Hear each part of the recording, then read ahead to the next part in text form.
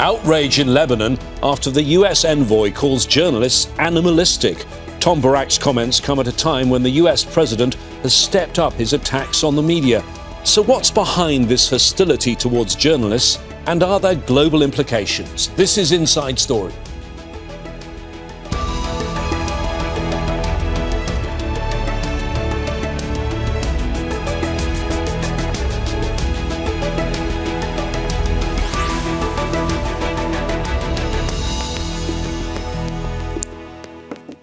Hello there, I'm James Bays. One would expect the US ambassador to Turkey would be fluent in diplomatic language. But on a visit to Lebanon, the man who's also US President Donald Trump's special envoy to Syria showed he's well-versed in insulting terminology too. Comments by Tom Barrack ordering journalists at a news conference in Beirut to act civilised and not be animalistic have caused outrage in Lebanon and beyond. Whether he'd have made the same comments in London or Washington, D.C., we can only wonder. But having a contemptuous attitude towards journalists would scarcely make Tom Barrack a lone voice in the Trump administration. Trump has for years railed against outlets he doesn't like as the fake news. But his second term has seen aggressive targeting of media through legislative and legal action. Trump says he has the law and voters on his side, but opponents say his tactics are repressive and unconstitutional. So is that a valid view?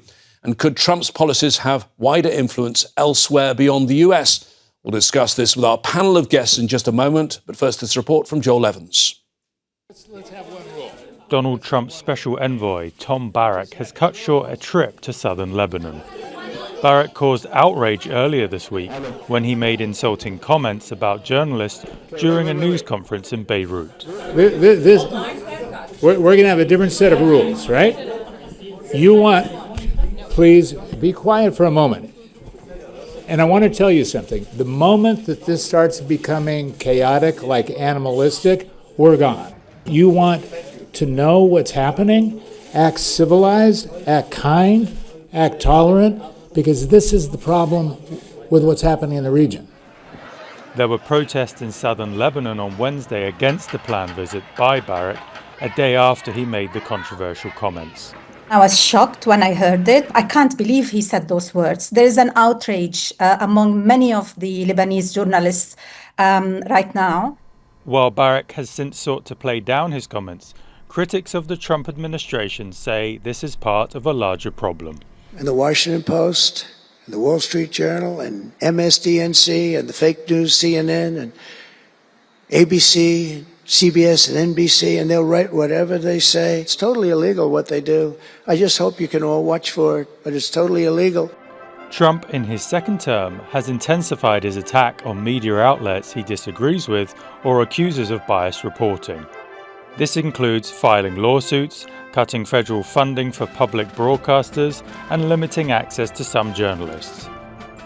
In February, reporters and photographers from the Associated Press were banned from the White House press pool for not following President Trump's executive order to rename the Gulf of Mexico. A judge has since restored their access. In May, Trump signed an executive order ending federal funding for National Public Radio and the Public Broadcast Service, citing ideological bias. His dismantling of the U.S. Agency for Global Media has meant the end of services including Voice of America, which broadcasts worldwide. As recently as Sunday, Trump signaled his support for the Federal Communications Commission to revoke the broadcasting licenses of ABC and NBC News, describing them as a threat to democracy and an arm of the Democratic Party. Combative relations between government and media are the norm in countries with free press. But press freedom advocates say what's happening in the United States is different and could have wider implications for journalists and media networks around the world.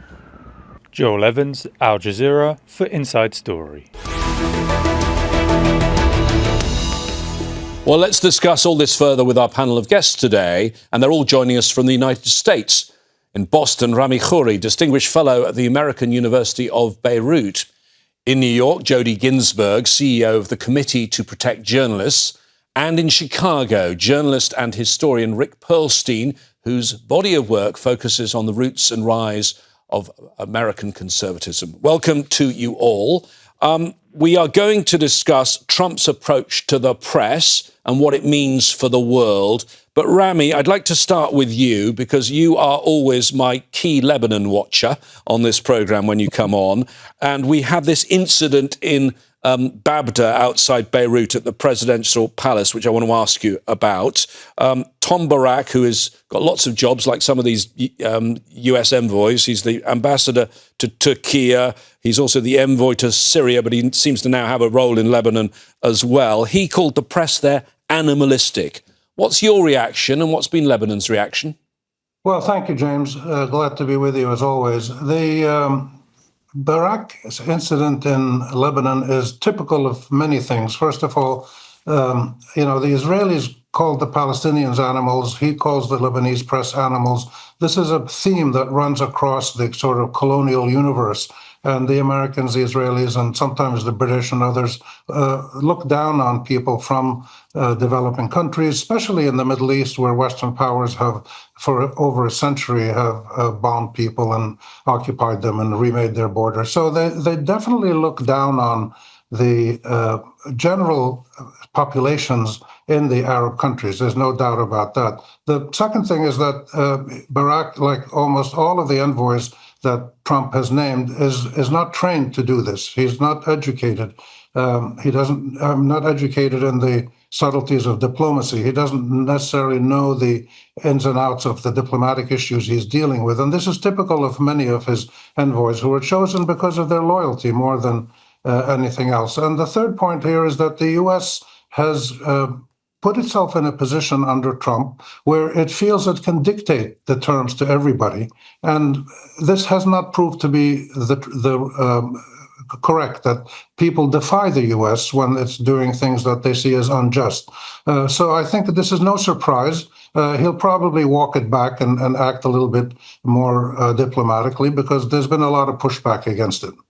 Rami, though, I would say, tell me if you agree, this is actually a moment of diplomatic opportunity for the United States, with Iran very, very weak in the region, a moment where shrewd, careful diplomacy could achieve something. And if you look at all the problems in Lebanon, and by golly, it has a lot of problems, economic, military, political, a vigorous press is not one of them. It's one of the good points. Yeah, the press in Lebanon has been very much like the press in the United States. I worked in Lebanon for 25 years in the press, and they're similar in the sense that there's a lot of freedoms, but there's also a lot of political polarization, and it's a commercialized system designed to make money. And all three of those dimensions impact how the press behaves. It's also defiant. The press says things that the governments might be hesitant to say, but this is a moment of opportunity for the U.S. diplomatically. But the U.S. has failed on every other opportunity it's had in the last 50 years or so, from Camp David, the Madrid conference, Oslo, and now this. That every time the U.S. thinks it should be more engaged diplomatically, it enters with its militaristic bombast and its colonial, rules setting, and it doesn't engage with people in an empathetic way. It doesn't feel that the Arab people generally, and the Palestinians in particular, it doesn't feel they have the same rights as the Israelis do, or the Americans do, or other people do. So there's still a structural colonial hindrance here, and this has to be worked out at some point for progress to be made. So, as you say, Rami, this isn't necessarily anything new. The Union of Journalists in Lebanon says it shows an unacceptable display of superiority. And certainly, in my experience as a reporter in the Middle East, I have seen that myself around the world. I'm going to just, for a moment, share you one experience. In 2009 in Afghanistan, the then Special Envoy Richard Holbrooke, seen as a towering figure in US diplomacy, came up late to a press conference of Afghan journalists that I was attending, started his spiel at the beginning, and then a translator started translating, and he said, no, stop translating. I'm in a hurry. I don't have time for translation. You can listen to my word. You can translate my words later on. I mean, this isn't new, is it, this arrogant behaviour? No, it's not new. This is typical of the American approach to diplomacy.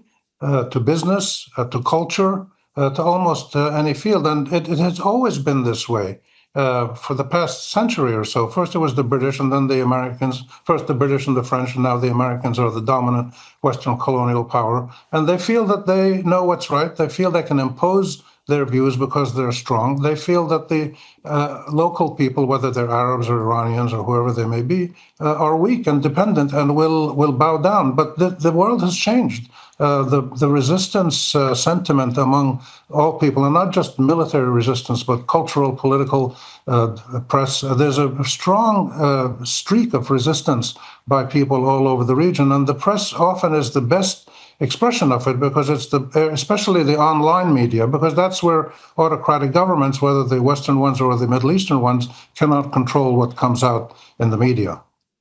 Jodie, being rude and disrespectful to journalists in the Middle East is one thing, and something obviously much, much more serious is executing them. And that's what's going on as a result of the actions by the US's allies, Israel, in the last 22 months. And it's pretty fair to say, when we see these journalists, including many of my colleagues at Al Jazeera, being killed in Gaza, the US has been largely silent. The US has been largely silent. We've heard occasionally from the US warm words about its support for press freedom, the importance of protecting journalists. But in practice, we've seen nothing from the United States or indeed many Western powers to enforce that. And as a result, this is the deadliest conflict for journalists that the Committee to Protect Journalists has ever documented. 197 journalists killed since the start of the war, 195 of those killed by Israel. And of that, 189 of those are Palestinians killed by Israel. We've had 2 terrible attacks in the past 2 weeks in which a number of your own colleagues were killed, and very little action or reaction from the international community, and certainly nothing concrete that would force Israel to change its behavior. So to me, it's not really surprising, unfortunately, we see a US envoy refer to journalists in these kinds of terms. And it's exactly that kind of language, that demonization of journalists, calling them enemies of the people, calling them animals. As we heard in the Philippines from the former President Duterte, he called them prostitutes. That kind of demonizing language dehumanizes individuals. And then, of course, people feel that they're not really people at all, and therefore they're legitimate targets, not only for harassment online, but unfortunately physical attacks and indeed killings. And that demeaning language, Rick, comes from the centre of power, from the Oval Office itself, from that reality show that we see almost every single day. Trump has called the media enemies of the people. As Jodie says, he's called them scum. At the same time, he courts press attention. He gives news conferences that are longer than any other president. He gives more access. How would you say the Trump administration is dealing with journalists in this second term, and is it different from the first? The referral to journalists as enemies of the people, which was something Stalin said, was in the first term. So the contempt was there from the beginning, I would say, from the beginning of Donald Trump's run for president. You note a paradox, which is that he is very much a creature of the media. When he became a popular figure in America in the 80s and 90s, he courted the media, especially the gossip media. Now, what we're looking at here is a kind of friend-enemy distinction, right? They're good guys and they're bad guys. You know, I'm going to quite frankly use the word fascist, right? So there is media that's friendly and they're perfectly acceptable as long as they fawn over him. And they're lionized, and there's media that's not acceptable, and he seeks to crush them. And I would recommend to everyone, if they could stomach it, to go on YouTube and watch one of the press briefings by his White House media secretary, Carolyn Levitt. And you'll see something that really looks like something out of 1930s Germany, 1970s Chile. They've filled the seats in the press room with these right-wing journalists who basically do an act with Carolyn Levitt in which they choose a designated enemy and they kind of tee up questions for her to kind of assault journalists. And it's not just their behavior or their speech, it's their actual hollowing out of the institutions of independent journalism, not only their assaults on Al Jazeera, right? But something like CBS, which was called the Tiffany Network in America. It was the most distinguished news network for decades and decades and decades. They edited an interview on the program 60 Minutes, which is the most watched news program, weekly news program in America, in a way that Trump didn't like, in a completely routine way. And he threatened them with a lawsuit with no grounding whatsoever. And one of the tragic parts of the story is that these media institutions, which are more and more consolidated and more corporate and less interested in the public good, kowtow to him. CBS arrived at a $16 million settlement that they paid to Trump's interests, and this was in order so they could get a business deal, a merger that they wanted, their parent company, through. So we're in this terrible doom loop that, yes, threatens America's not necessarily always deserved, as my comrade in Boston said, reputation as a beacon of freedom. You could even look at something like them taking down and destroying an independent media organization run by the American government, like Radio Free Europe. Right? There are journalists from Asia. Right. What's the name of the organization? Radio Free Asia. And the Voice of America. Yes. And they have journalists who are in jail, thrown in jail for reporting on authoritarian regimes. And now they're being attacked by Americans like they're in this pincer of two authoritarian regimes. It's a very dire situation. Jodie, let me bring you in on that. So they have Rick talking about a doom loop in the United States. Is it worse than that? Is it going to become a global doom loop? For example, enemies of the people. We've had the president of Argentina with a new slogan, "We don't hate journalists enough." And are you going to see the weaponization of courts against journalists that you're seeing in the US? Is that going to be repeated, already being repeated in countries around the world? So we are already there. A report by the VDEM Institute, which produces annual reports into the state of global democracy, has demonstrated that essentially we've given up globally all of the democratic gains that we made over the past 35 years. And the leading indicator of that democratic decline is attacks on the press, it's censorship of the media, introduction of state controls. We are already there. We are already seeing the arrest of journalists in supposedly democratic countries, including here in the United States. There is a journalist, Mario Guevara, who's currently in jail. He's been in jail for 2 months. He was arrested after filming the so-called No Kings protests against Donald Trump. He was filming it. He was arrested. He was then detained by the immigration services, and he remains in jail. There's another journalist in Georgia, again, a supposedly democratic country that's been trying to join the European Union, another journalist who's just been put in jail for 2 years for her independent reporting. We are there. Countries from Hong Kong to Guatemala are arresting journalists illegitimately, detaining them in order to control the narrative. And I think Rick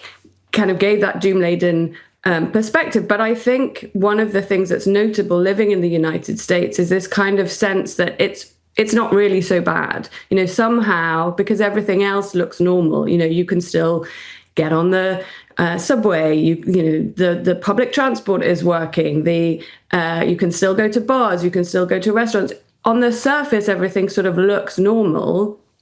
And yet, as we heard, we have the president of the United States suing news outlets capitulating. We heard Donald Trump just this week talking about how he wanted to use the regulator to revoke the licenses of news outlets like ABC. And that happens not just at the top, and I think that's important to recognize, but has a trickle-down effect. So once you normalize the use of the courts to go after journalists or the use of regulators, what that does is enable local administrators, local police chiefs to do similar things. And of course, local journalism is the most trusted journalism. That's where people put most of their faith. They rely on local journalism for much of their news. And once you start to carve that out, then you really are opening the doors to full-throttled authoritarianism. And I think we in the United States and globally need to be much more worried than we are. I think sometimes people think this is special pleading for journalists.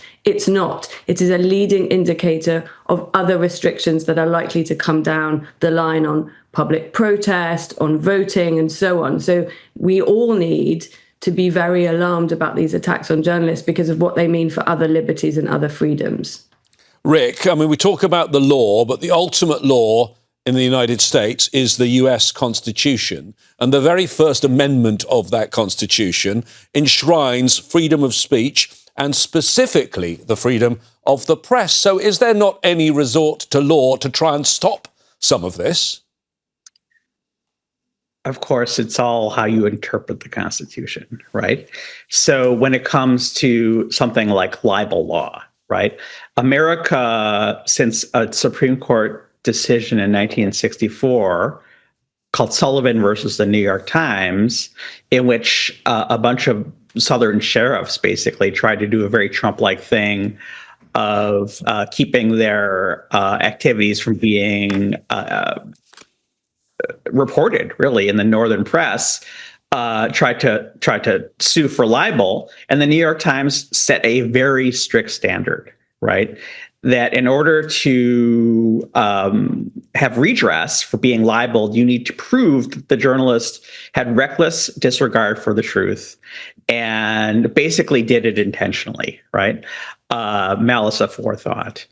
And one of the very strong movements within the Donald Trump MAGA universe is an attempt to either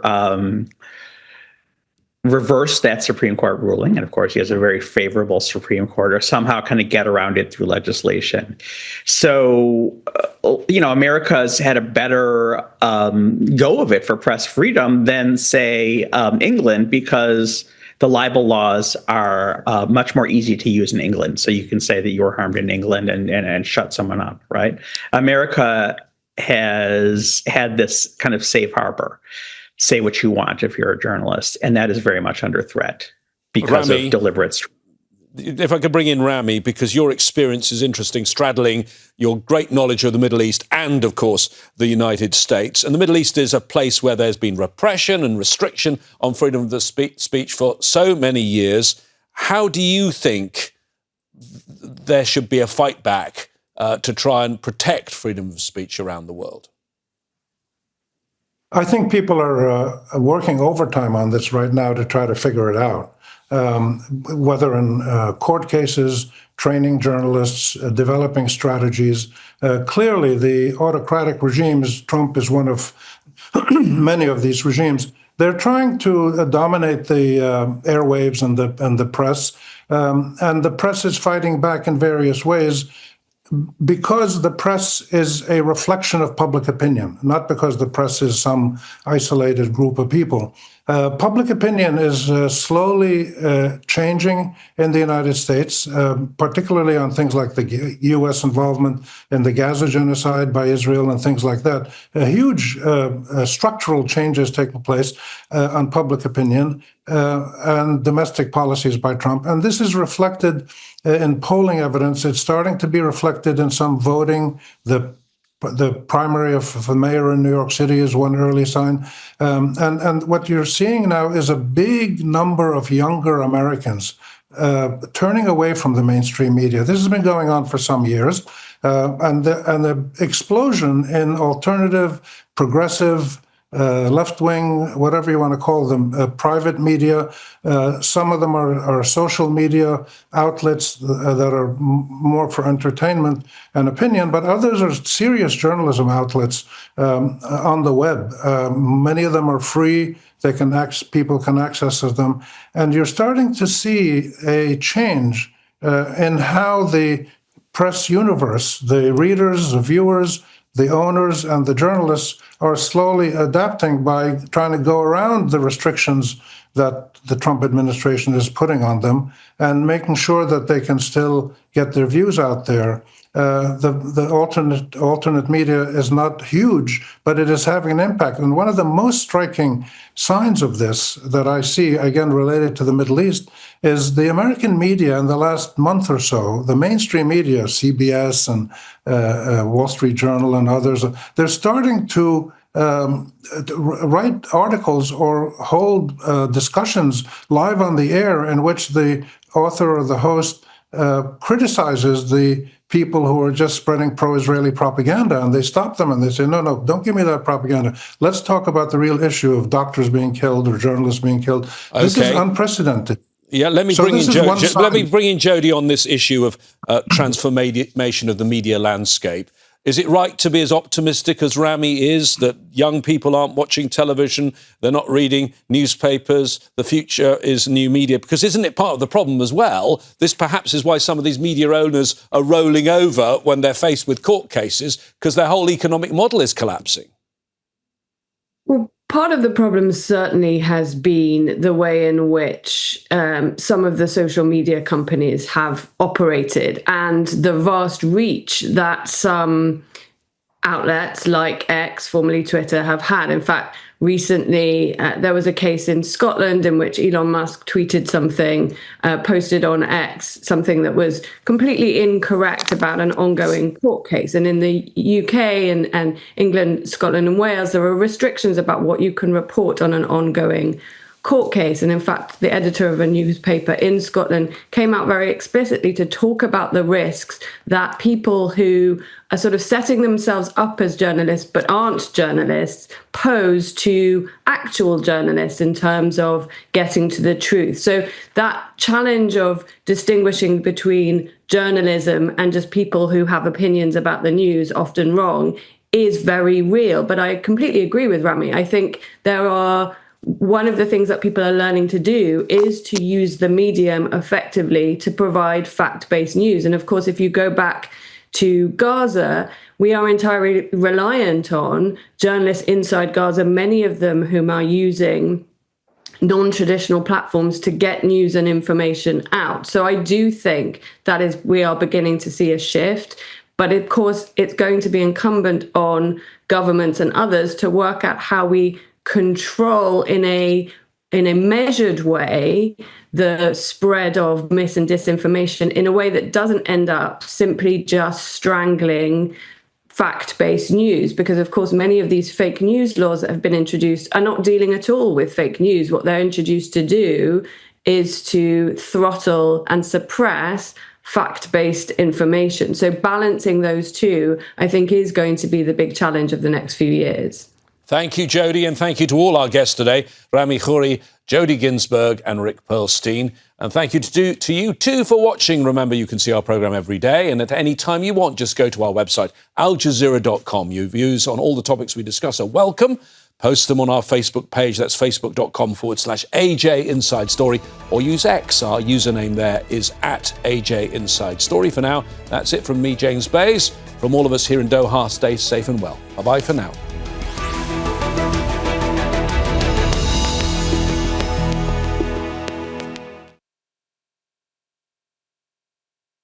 Don't miss out. Get the full picture. Subscribe to Al Jazeera for reliable news, expert insight. Like, share, stay ahead.